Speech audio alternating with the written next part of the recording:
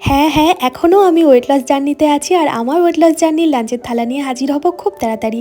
আজকের থালাটা সাজাচ্ছি মিঠাইয়ের বাবার জন্য। গরম, গরম বাটি চাপা দিয়ে ভাত, গন্ধরাজ লেবু, কাঁচা লঙ্কা, শসা, পেঁয়াজ রাখার পর রাখছি সজনে ফুল, উচ্ছে আর আলু ভাজা। পেঁয়াজ দিয়ে ভেজেছিলাম। এটা একটা বাটা মাছ, সেটাও ভাজা করেছি, সেটা রাখলাম। আর এটা ঘরে বানানো আলুর চিপস।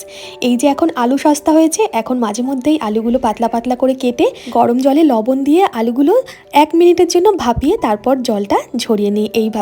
এরপর সোজা ছাদে চলে গিয়ে একটা শতরঞ্জি পেতে তার উপর সুতির একটা কাপড় পেতে একটা একটা করে আলু এইভাবে সাজিয়ে দিই রোদ্রে শুকোনোর জন্য। খুব ভালোভাবে 3 দিন সময় লাগে এটা শুকোতে। এই রকম হয়ে যায় শুকোনোর পর। 5 কিলো আলুতে বেশ অনেকটাই চিপস হয়েছে। আমাদের 1-1.5 মাস হেসে খেলে চলে যাবে ডালের সাথে খাওয়ার জন্য। আর সন্ধেবেলাও এটা খেতে ভীষণ ভালো লাগে। দেখুন অল্প তেল লাগে কিন্তু এটা ভাজতে। আর অল্প একটু আলুর চিপস দিলেই বেশ এটা বেড়ে অনেকটা হয়েও যায়। ভীষণই একটা স্বাদের আলুর চিপস এটা। মাঝে মধ্যেই আমি বানাই, বিশেষ করে যখন আলু সস্তা হয়।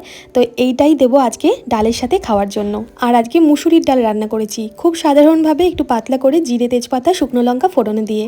এটাই রিঠা মাছ, সামুদ্রিক রিঠা মাছটা ছোট ছোট করে কেটে ভালোভাবে ভেজে ঠিক মাংস যেভাবে রান্না করে আলু দিয়ে সেইভাবেই রান্না করেছি। 4 টুকরো রিঠা মাছ দিলাম। আর এটা বাটা মাছের পোস্ত, পাকা পাকা লঙ্কা দিয়ে পোস্তটা বেটে তারপর কালো জিরে ফোড়নে দিয়ে এই বাটা মাছের পোস্তটা রান্না করেছি। তার থেকেই 3টে বাটা মাছ দিলাম।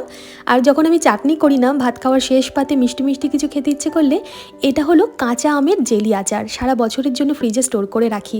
এই রেসিপিও দিয়েছি আমি। সেই আচারটাই আমি ভাত খাওয়ার শেষ পাতে সবাইকে পরিবেশন করি। ভালো লাগে বেশ খেতে। আপনাদের আজকে লাঞ্চের থালাটা কেমন লাগলো জানাবেন কিন্তু। ধন্যবাদ।